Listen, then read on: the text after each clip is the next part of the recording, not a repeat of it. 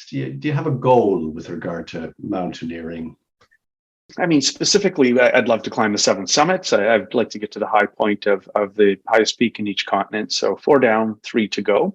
And yeah, I guess I'm just goal oriented. I like to have a bucket list. Something comes off, something else has to go on. And I think it just helps keep the focus. And I think it keeps you sharp in the other aspects of your life as well.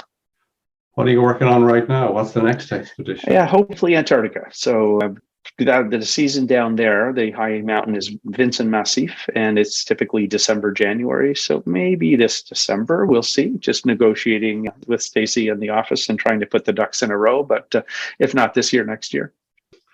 Climb, but there must be a ton of preparation. And does that take you a lot of time?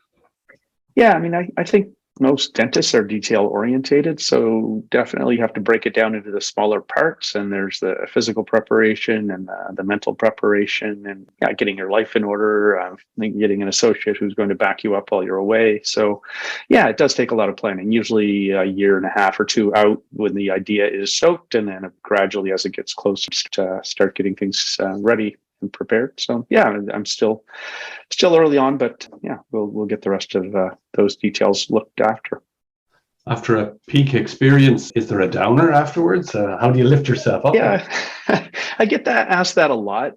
I did do a bunch of reading before I went to Everest and was prepared for that. And so I think that helped. It wasn't as bad as I thought. Still, the euphoria was setting in after the trip, and you get home and sure, it's like, now what's next? But it was really nice to take a break and regroup and re-energize and then plan the next one. I'm a glass half full kind of guy, and look forward to the next challenge. One off the bucket list, one on. Right. Does the preparation get easier each time, or is it just a totally different type of a campaign? I think it does. It's kind of like doing your first crown prep versus your 100th. The formula is very similar. So you've got the gear in the basement, and you've got your checklists, and each one gets a little easier.